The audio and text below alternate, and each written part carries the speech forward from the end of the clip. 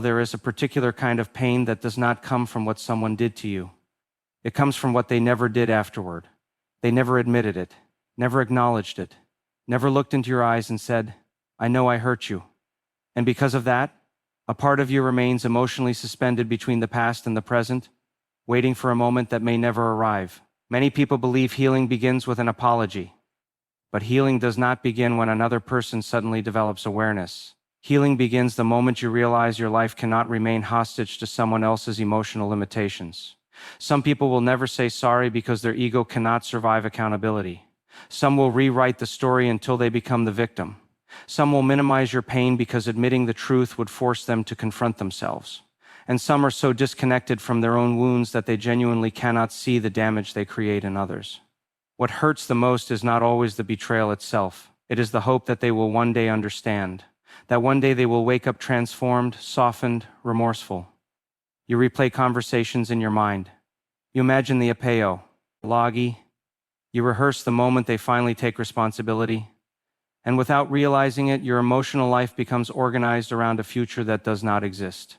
The tragedy is not only that they hurt you. The tragedy is that you continue hurting yourself by waiting for them to become someone they have never shown you they are capable of being. Human beings are wired for repair. When connection breaks, the nervous system seeks resolution. A child instinctively waits for the parent to return with comfort.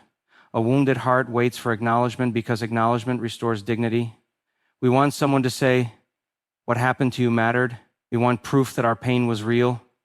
But when that acknowledgement never comes, many people begin doubting themselves. Maybe I was too sensitive. Maybe I misunderstood. Maybe it wasn't that bad. This is how emotional abandonment continues long after the original wound. The absence of an apology can become a second injury. Not because words themselves heal everything, but because silence can feel like erasure. And the human soul suffers deeply when its reality is denied. Some people spend years trying to extract remorse from those who are emotionally unavailable. They explain their pain over and over. They send long messages. They revisit old arguments. They beg to be understood. But no amount of explaining can make a person conscious who is committed to remaining unconscious. You cannot force empathy out of someone who survives by avoiding truth. And this is where many people lose themselves.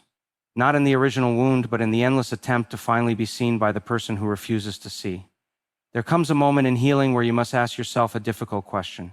How much of your life are you willing to sacrifice waiting for validation from someone incapable of giving it? Because every day spent waiting is a day your energy remains tied to the injury.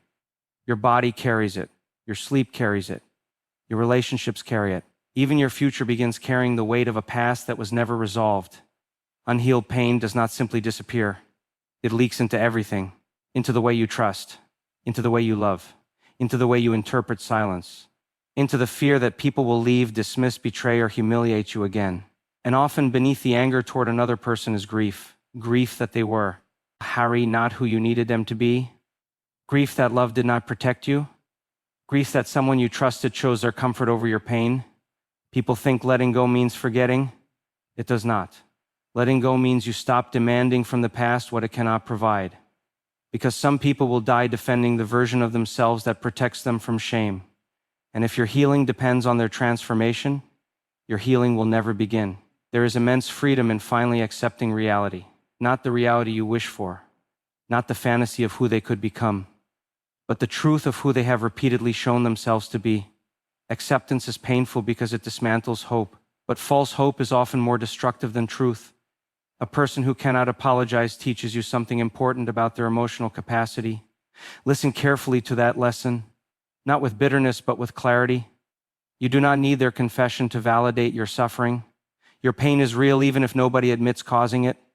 One of the deepest acts of self-respect is believing your own experience without requiring permission from the person who harmed you. Many people remain emotionally trapped because, they confuse healing with reconciliation. But healing and reconciliation are not the same thing. You can heal without renewed contact. You can heal without mutual understanding. You can heal without hearing the words, "I was wrong." Sometimes closure is not a conversation. Sometimes closure is seeing clearly that chasing accountability from someone who lacks accountability is self-abandonment. Seeing clearly that your worth cannot depend on another person's level of awareness. Seeing clearly that waiting for an apology can become a way of postponing your own life. There is a hidden cost to waiting.